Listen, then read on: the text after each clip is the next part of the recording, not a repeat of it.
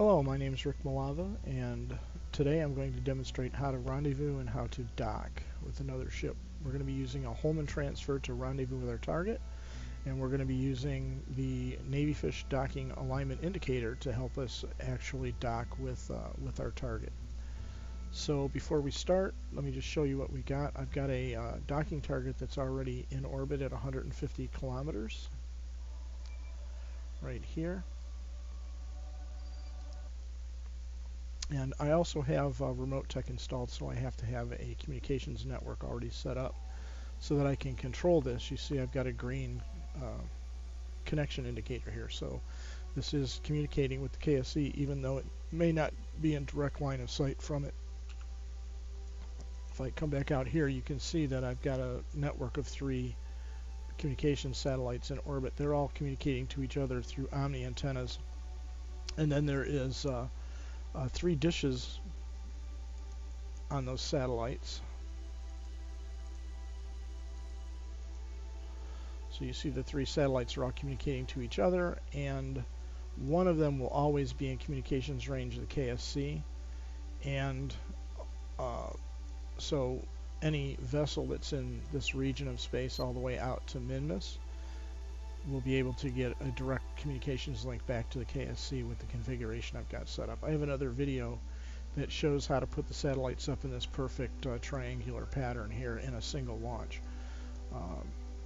But that's just a little details on what the existing setup is. In orbit at 150 kilometers, let me see if I can pick it. Why can't I switch to it? Oh, I'm already switched to it, that's why. So basically it's just a target. It's got some fuel on it, some monopropellant, batteries, reaction control, a probe core, panels for electricity generation, an omni antenna for communications, and a small and a large docking port. So this is what we're going to be docking to.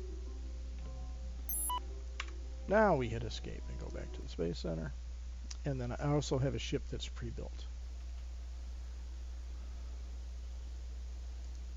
Okay. So this will be it's just a one-man ship with a small docking port on it. Okay, so you can see here we've got a pretty standard 3-stage to orbit ship. It's got a booster stage, and then this core stage to get us up to orbit, and then this orbital insertion stage.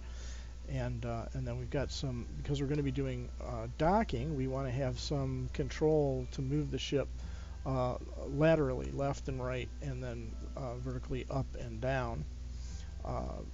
And so for that we've got these OHMS engines here, these reaction control motors, and that's what we're going to use to translate the ship left and right, up and down, and then also move it forward and back to actually dock. Without these, the only thing you have is the ability to yaw about the center of mass and pitch up and down at the center of mass and rotate the whole ship around the longitudinal axis. And so the idea here is we need to get the ship lined up, pointed opposite the direction of our target docking port, and then to do that we need to translate left and right and up and down without the ship pitching or yawing. So that's why you need these reaction control motors on here. If I take this off, the placement of the reaction control motors, you want to be close to the center of mass of the ship. So if I look at this ship head on here, you see the reaction control motors are there. This won't be there either. So the reaction control motors right now are slightly above the center of mass because as fuel drains out, the center of mass is going to move upward. Okay, so there we go. That's our ship. It's a one-man ship. It's going to be really maneuverable. You got to remember when you're doing this with a heavier ship, you've got to give yourself time to flip the ship back and forth and roll it around. It won't be as responsive as this. But the idea here is just to demonstrate how to do the Hohmann transfer to a target. So the first thing we're going to do is we're going to get into an orbit that is lower than our target's orbit and behind it. Because we're in a lower orbit, we'll be moving faster and we'll be catching up. And then at the right point, we'll make a burn, prograde burn, push our apoapsis up to the height of our target, And if we make that burn at the right time, we'll reach the apoapsis at the same time the target does, and we'll be able to rendezvous. And that, in a nutshell, is a Hohmann transfer, going from one circular orbit to another, either going from a lower circular orbit to a higher one or vice versa. So let's launch and start to do the rendezvous here. So we'll do this. So that ship, I don't know if you notice, it has almost five.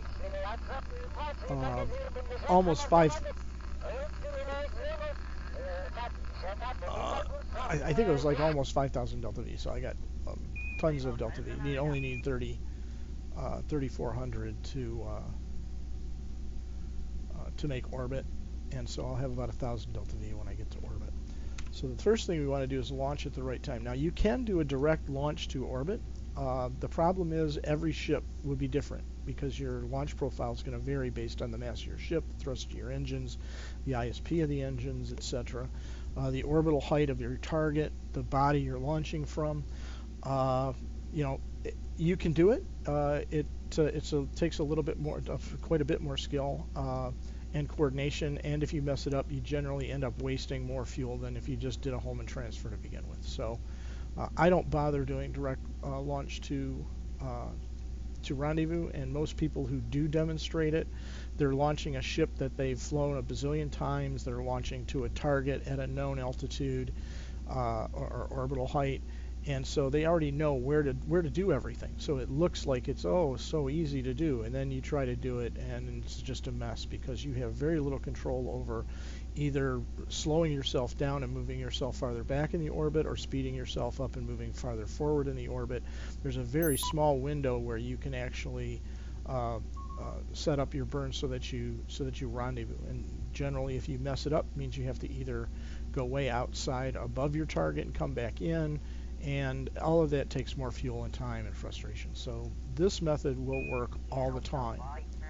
So the first thing that I'm going to do is I'm going to let the target go past me, so when I get in orbit I'll be a lower orbit and behind it, and I'll give myself enough time that before I actually make the transfer burn, I'll also match the inclination of our orbits. And the idea here is the same thing, the same trick that you use when you go to the moon. To decide when you want to make your burn to go to the moon, you wait for the moon just to come over the horizon right there, and you put a maneuver node on the orbit at that point where the moon comes just over the horizon. And so if you look at it from this direction, from the top, what really is happening is you're waiting for the moon to be tangent to your orbit. If you're at the 6 o'clock position here, when the moon is tangent to that, right about there, if you make your burn here, you're going to end up right about here where my pointer is, and the moon will be there at the point you reach your apoapsis of that burn. And it's the same thing for doing a Hohmann transfer. We're going to wait for the target to be directly across from us. If we're at the 6 o'clock position, we're going to wait for the target to be tangent directly across from us at the 6 o'clock position, and that's where we're going to start looking for the transfer burn. It's not always going to be directly at that point. In fact, it's usually going to be somewhere farther along the orbit, but it will always be within one orbit. So let's speed up time and let him get in front of me. And I'm going to let him get a chunk in front of me because it doesn't take me long to catch up, and I want to make sure that I can make sure that our orbits are in the same plane. So I'm going to set him as target, come back, and T and Z, and check to make sure my staging looks right, and it doesn't. No, it does. Lights on.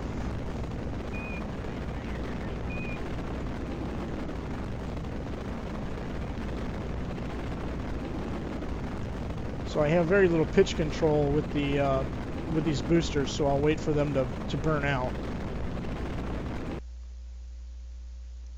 And I'm going to lower the master volume here.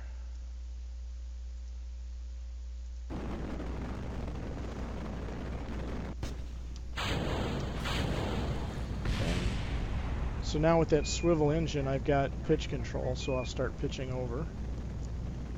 And then I want to keep my velocity lower my around 250 meters per second as I go through the denser part of the atmosphere, which is called the area of maximum dynamic pressure, or max Q. So I'll slow down here. He also gives you more control of the rocket. So I keep pitching it over, and the idea is about the time I get to 19 kilometers, I want to be at 45 degrees. The area of maximum dynamic pressure is roughly where this middle blue area is in here. There's light blue, medium blue, and dark blue. So I'm just going to keep pitching over.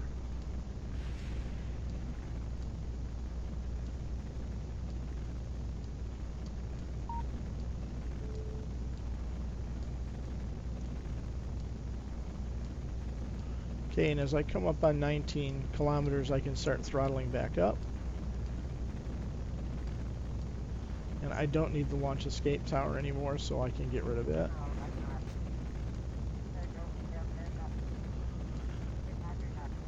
Get rid of that mass. Just keep following my prograde vector, or prograde marker, down the nav ball. I'm going to talk a little bit about the markers on the nav ball as well. It's important to understand how to control them in order to be able to rendezvous.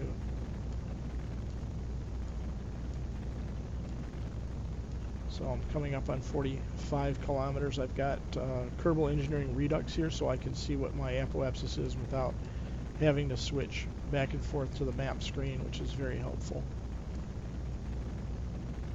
Okay, so like I said, I'm going up to 100 kilometers here. I'll be 50 kilometers before the target. I meant below the target, not before. Okay, so core stage gone. Now we're on our orbital insertion stage. In Kerbal atmosphere, anything over 39 kilometers is effectively, you're still in the atmosphere, but the atmospheric pressure is effectively zero, so you're safe to do things like extend your solar panels here. Antennas and things like that are safe to deploy above 39 kilometers. And there's 100 kilometers. So now what we'll do is we'll circularize at 100 kilometers. Now I have MEC Job installed, and since part of this demo is just to show how the concepts of everything, I'm not going to manually fly everything, but I'll set up for the circularization burn here. Okay. So when the AP and PE start to swap, that's a good. That means you're close to circular orbit. You can see I'm 99 by 100. And one of the reasons I use MEC Job is I've played this game since 0.2, and I've circularized so many orbits. It's not something that, I know there are some MEC Job bigots out there. My degree is aerospace engineering, and I was spent 20 plus years working on guidance and control code. My focus was control systems, so things like MEC Job and automatically controlling these things. For the MEC Job haters out there, here's a news flash for you: astronauts don't fly spaceships, computers do. There's no such thing as the ASWD keys on the astronaut's space keyboard. But it's a game. You can play it as a game, or you can play it as a simulation. I don't really pick on people that don't want to use MEC Job. I just pick on people who use MEC Job. I would always recommend learning to fly the ship manually before using a tool like MEC Job. But even for a beginner, MEC Job is helpful because you can see how it would do a maneuver, and then it gives you an idea of how to do it manually. And then once you've mastered it manually, then you can use MEC Job as a time saver. So I'm coming up to my burn here. Now it's telling me I'm going to need a 20-second burn, so about 10 seconds before the burn, I'm going to start burning, and that will split my burn across the maneuver node. So what I can do, once again, with even in stock, I can say point to the maneuver node. So now all I have to do is press Z and X at the right time. Massive amounts of skill required to do that. So we're going to wait till 10 seconds.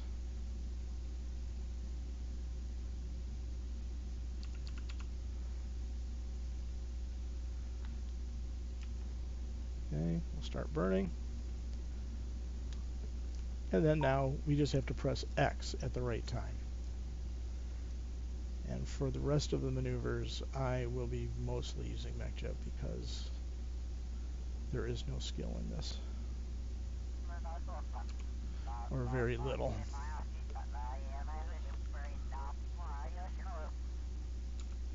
And there we go, 100 by 99. Okay, and that was without MEC Job. And that will be the end of our without MEC Job demonstrations for the evening. So now, the first thing I want to do is I want to get in the same plane, orbital plane as my target, right?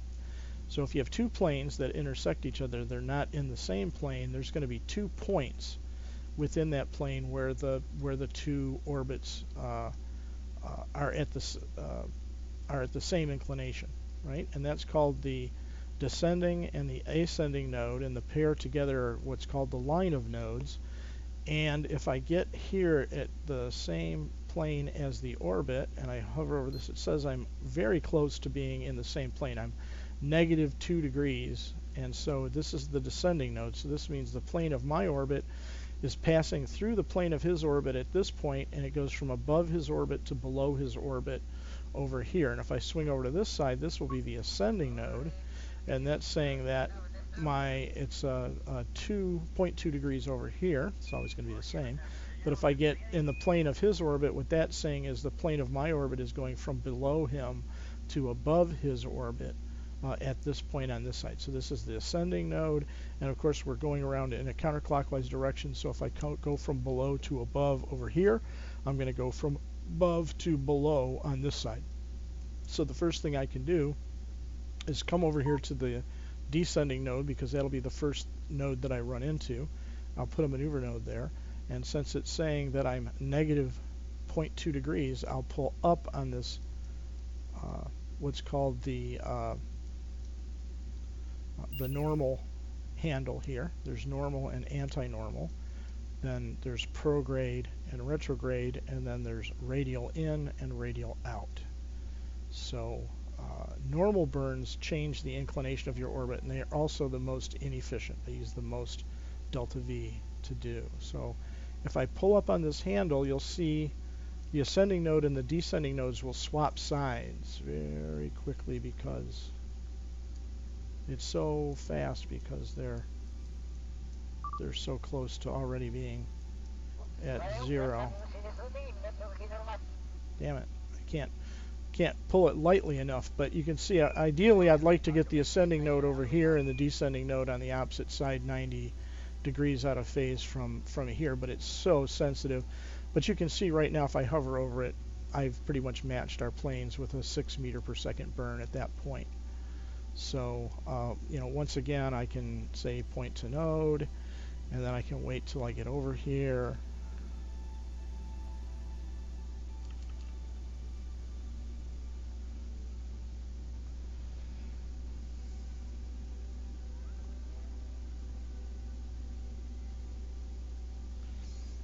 And this burn is going to be so short, you can effectively do it right on top of the node.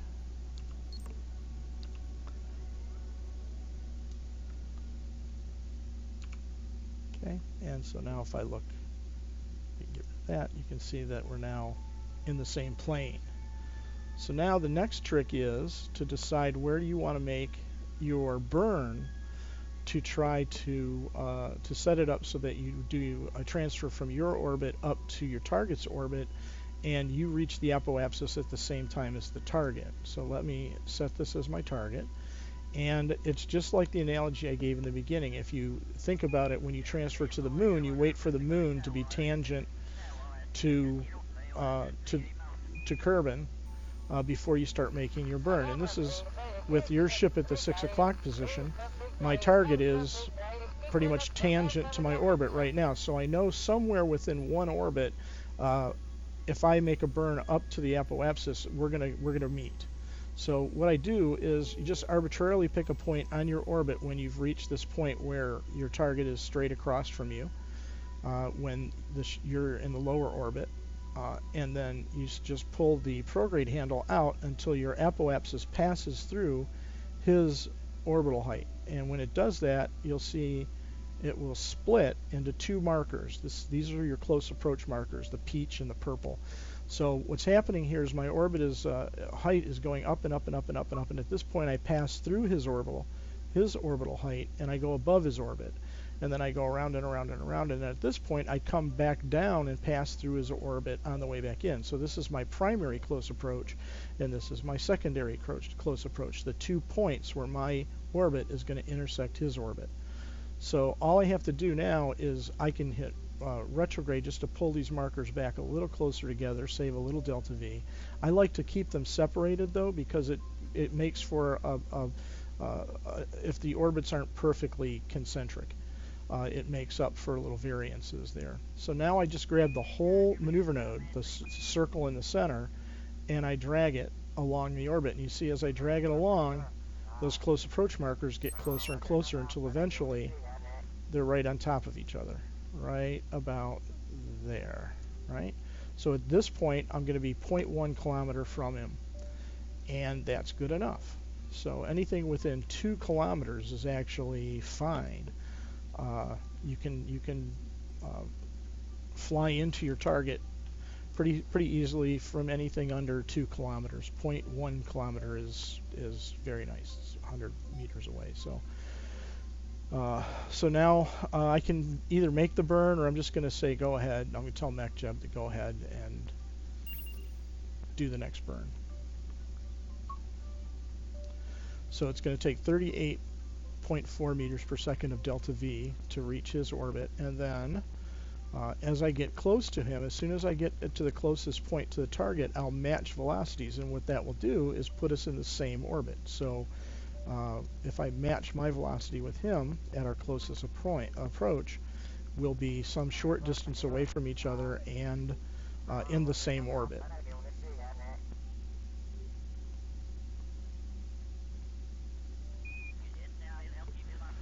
Okay, so there we go. So right now the nav ball is showing the orbital scale. If I click on this once, it goes to surface. If I click on it again, it goes to target.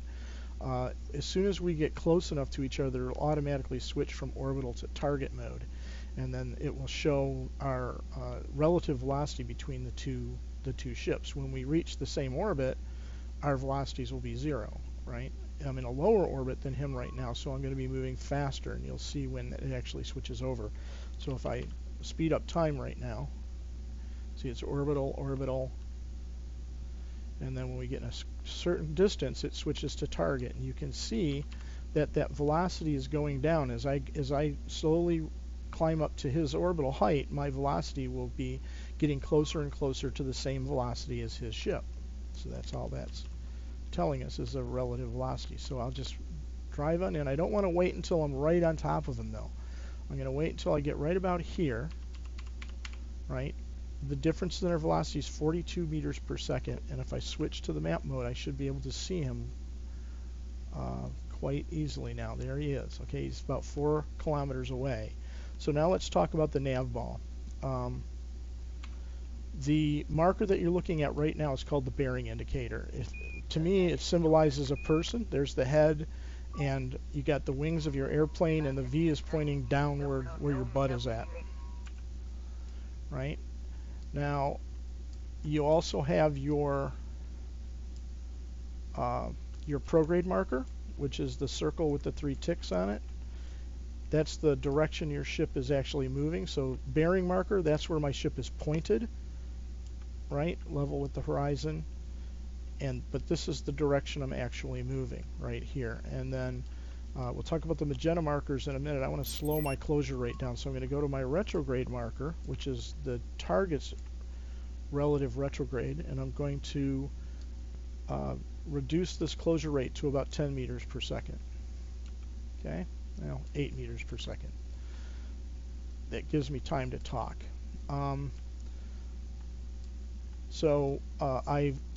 First thing to notice is I made our velocities closer together. So look, our orbits are getting closer to the same orbit, right? And you want to keep your velocity, your relative velocity to the target, about 1/100th of your distance. So 13 would be about the optimum closure rate from this distance away. I'm down at 8, but I'm doing a little bit of talking here, so I wanted to give myself some leeway. So what is the magenta? The magenta circle is the target's prograde marker. That's the direction to the target. And the magenta sort of 3 tick marks there in a triangular pattern, that's retrograde to the target. So this is opposite the relative direction of the target. If I burn on the target's retrograde, I'll make our velocities closer together. If I burn on the target's prograde, I'll speed faster towards the target. So I want you to notice some things here. Here's the bearing indicator, and you notice I'm not flying at the target. I'm flying, kind of over to the right of the target. If I put my bearing indicator down here and I make a prograde burn, watch what happens to my prograde marker. It pulls it to the bearing indicator. And if I'm going to slow myself down here again. I'm going to go down to about 5 meters per second. Okay. Right. And when I make a burn and I'm facing retrograde, watch what happens to my retrograde marker. It'll push away from my bearing marker. Right? So now I've pushed my retrograde marker on top of the target's retrograde marker, so I'm flying directly at the target at 3.6 meters per second. And if we use our rule, you don't want to be going any faster than 5 meters per second, 1/100th of your distance. And it also depends on how quickly you can flip your ship around. See, I can flip the ship around very quickly. So once you understand how your prograde and retrograde markers behave relative to your bearing marker, it just becomes a task of continually wrangling your retrograde marker on top of the target's retrograde marker and keeping your closure velocity to within 1/100th of your distance. And you just keep flying on in here. So as he gets to 200 meters, I'll slow this to 2 meters per second, 100 meters. With practice, you can just fly this right up until your target and slow down at the last minute. But I would recommend while you're learning to just do it in stages. When the Soyuz rendezvous with the ISS, this whole rendezvous procedure, this approach procedure, takes hours of making little tiny adjustments as they come in. And you can always hit the dot key to speed up time a little bit. So I'm going to let them get to about 100 meters. And then I'm going to slow down to about 1 meter per second. The other thing you can do is if you hit the caps key, you'll go into fine control mode. You see your controls over here turn a pale blue versus this red. The arrows turn pale blue. That means you're in fine control mode, so your controls will be a little less sensitive. All right.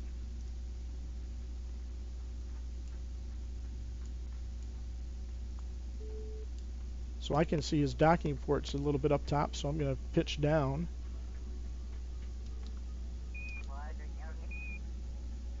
And so you can see now, if I roll this way, you can see where I'm headed is here's the target, and I'm actually headed to slightly above him.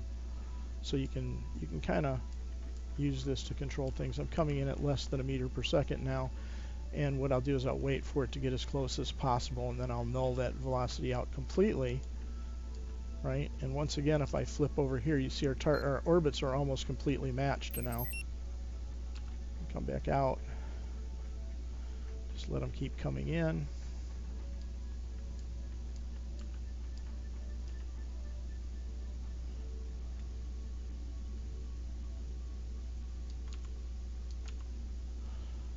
half a meter per second.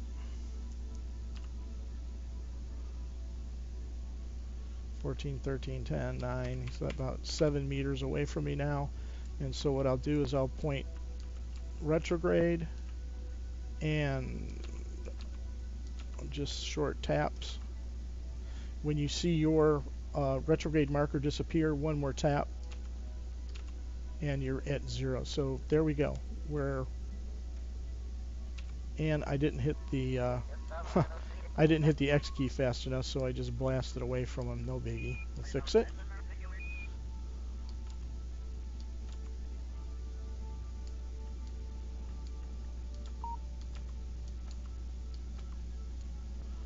Okay, so I'm moving back towards him again.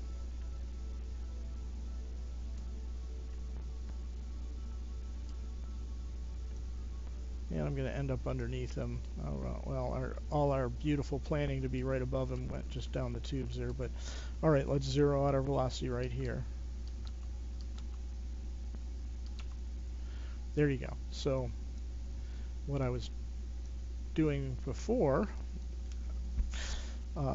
I didn't actually didn't see the X key. I pushed them too close together, so I was still throttling up, so I blasted past him. But in any event, even with the drama there, we're literally 9 meters apart, and we're in pretty much the same orbit, and our relative velocities are 0. So I could sit here and just take my time and relax. We've rendezvoused with the target, and we've done our Hohmann transfer, and you can see we're in exactly the same orbit now. And I'll come back out, and I'd like to get above him rather than turn him around, because that was my original plan. So I'm going to fix this by spinning around here, right, like so, and I'm just going to throttle up just a little bit, trying not to hit anything on the way. Right, and then anticipating when I get past his solar panel here without hitting it, I'll flip back around and we'll pretend I didn't make that mistake coming in. Okay, so I'm clear of his solar panel, so I'm going to do a little flip-de-doodle here. And then now I can look back at my nav ball and just put my bearing indicator on the retrograde marker, and when I get above him a reasonable distance, I'll zero out like I should have the first time. Okay, there we go. So this is kind of where I wanted to stop in the first rendezvous, above his docking port. You'll notice that his docking port is facing north, which is normal to his orbital direction. And as your target goes around the planet, if it's facing normal to the orbit, the docking port will always be facing the same way. On the other hand, if it was faced any other way, if it was radial in or if it was prograde or retrograde, as the ship went around the planet, the docking port would constantly be either pitching or yawing around the central axis of the target ship. So to make your life easier when you're just learning how to dock, take your target's docking port and point it to the north or to the south, or that only makes sense if you're in an equatorial orbit. Basically normal or anti-normal to the orbit. So right now I switched over to the target, and you can see I've told it to face normal. I could also tell it to face anti-normal. Right, and it doesn't matter if you come in below the target and dock out, go upward, and you face normal and the target's anti-normal, or vice versa. I just had this one originally in that orientation, and that was the plan. So I'll flip it back around since I'm above it. I'll flip it around to normal, and now we'll talk about the Navyfish Docking Alignment tool. So this is a mod that you can get, and it brings up a GUI interface that's not too dissimilar from what is actually used on spacecraft to dock. With this tool, I don't even have to see my spaceship. I can have all of this of the screen covered up. I'm moving my mouse around saying all of this, but basically I can cover up the screen, and I could dock just with this tool alone. So let's make this my target again. Well, actually, let's switch back to my ship. That would be a good idea. I'm going to go here, always say kill rotation or turn off any kind of guidance computer, because you don't want to have this thing, the probe core, thinking it's doing something, and then when you just you undock it, it can flip out of control. So I always just hit kill rotation. I'll switch back to my ship, and now the way that you read this docking indicator is you're everything that's white. So the center of my ship is this white crosshairs here, and this is sort of the orientation of the top of my docking port, which is right at the top at the 12 o'clock position here, relative to the top of the target's docking port, which is over here slightly to the right, 323 degrees. So 23 degree, from what, a little under 40 degrees from straight up and down. So if I use my right hand now and I roll to the right with the E key, you'll notice that the target's docking port comes to the left until it's directly lined up with my docking port. Now the other indicators that are on here, everything in orange is the target. So the top of the target's docking port is that. The front of the target's docking port is basically to the above me and to my left. But watch what happens when I take my ship and I point it anti-normal. Right? The target's docking port is facing normal. So if I face anti-normal, I now know that my docking port is pointed in the opposite direction of the target's docking port. We're not directly in front of each other by any stretch of the imagination, but we are definitely pointed in the right directions. And if you look at where the green crosshairs are, where they cross is where the target's docking port is relative to me. So he's to my right and below me. So if I can keep pointing in this direction, but just shift my spaceship to the right and down, I'll eventually line our two docking ports up. When these green crosshairs line up with the white crosshairs, we're directly across from one another. You can see that I have a prograde marker here, which means I am moving slowly towards the target, but if you look at our closure velocity, it's 0.00, so the speed that we're closing at is in the third decimal place, so it's very slow.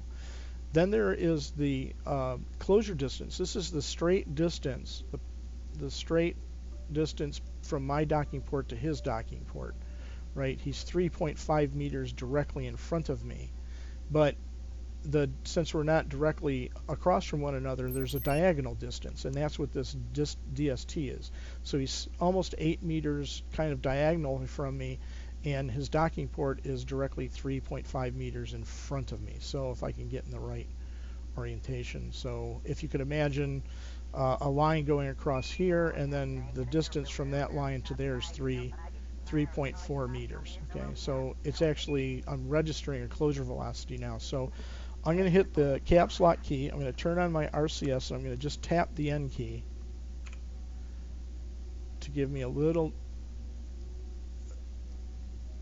negative velocity, and you see I dropped our velocity back to 0 again, and he's 3 meters in front of me. So now the objective is for me to get my docking port aligned with his. So if I use now just my right hand, not my left hand anymore, we're going to use JKL, I, and then the N key to go back and H key to go forward. So if I press L to go to the left, you see my prograde marker scooches over to the left. And if I hit the I to move that down, so that I've got my prograde marker now in the lower right hand quadrant, you should see very slowly the green vertical line will start moving to the left, and the green horizontal line will start moving up. Now if my docking port was past his docking port, in other words this distance was negative, these lines would turn red. And when you see the lines are red, it means you have to tap the N key to get your docking port back in front of the target's docking port. Okay, so now it's just a matter, I don't even have to look at the screen really. I just put the ships in their relative positions here. And now I'm just using the I, J, K, and L keys. And I'm going to tap N again because you see my closure velocity moved up to 0.01. So one quick tap, and I'm going to hit 2 quick taps, and then the H key, so that now you see my prograde markers turned into a retrograde marker, so I'm moving very slowly away. Now the horizontal line is starting to get up to the top, so I'm going to press the K key to move my retrograde marker back up so that it's on the green line at the 0 point. Right, so now I'm just moving to the left, and you can see the target's just to my left, and it's creeping over to it's to my right, it's creeping over to the left.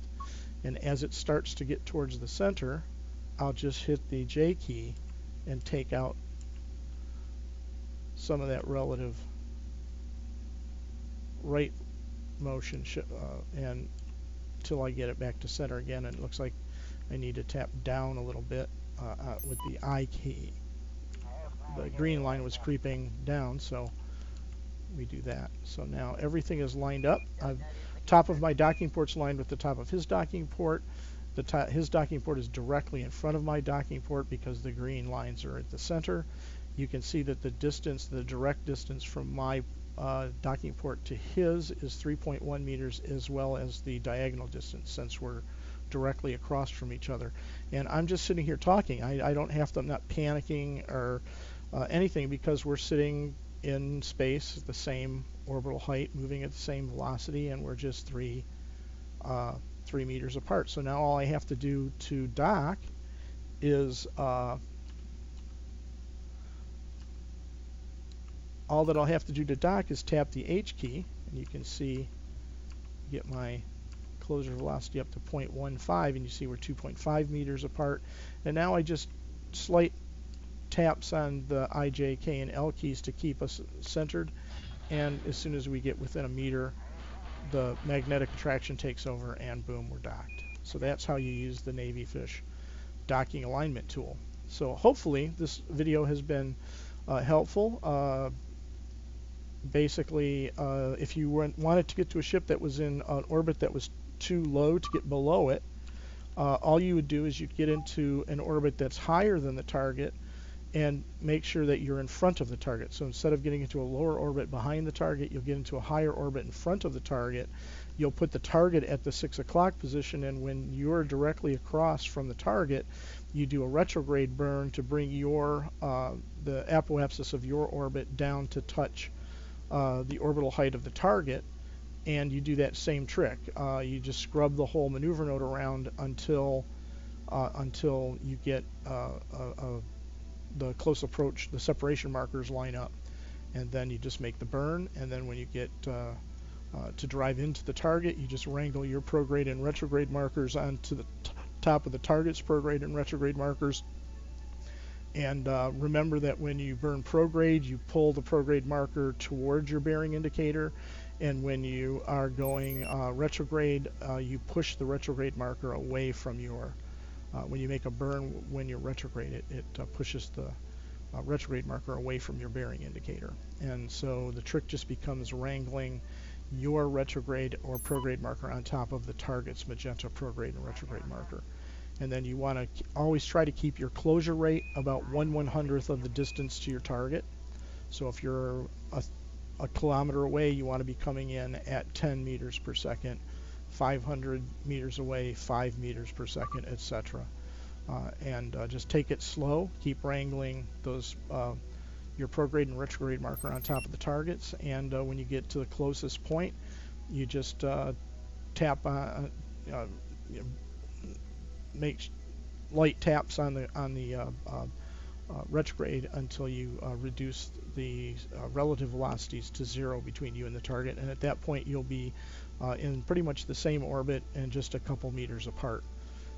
Then you switch to the docking approach phase. You'll flip on the Navyfish Docking Alignment tool, making sure you're targeting the target's docking port. Everything in orange in the indicator represents the target. You're basically the white crosshairs at the center. If you need to have the target's docking port aligned, you can roll your ship until you put the target ship's docking port indicator at the 12 o'clock position, and then to when you're just starting out, put your target pointing normal or anti-normal, and you point your ship the opposite direction. That'll make sure that your docking ports are pointing in the opposite directions of one another. And then all you have to do is use the I, J, K, and L keys to move your prograde or retrograde marker into towards where the green crosshairs are crossing on that indicator, until you can bring the vertical and the horizontal green lines to the center of the docking alignment indicator. And at that point, the ship should be directly in front of you, and your docking board should be pointing at each other.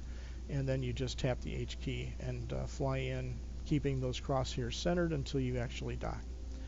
So this has been Rick Malava, CTB RAM. Hope you found this helpful, and fly safe.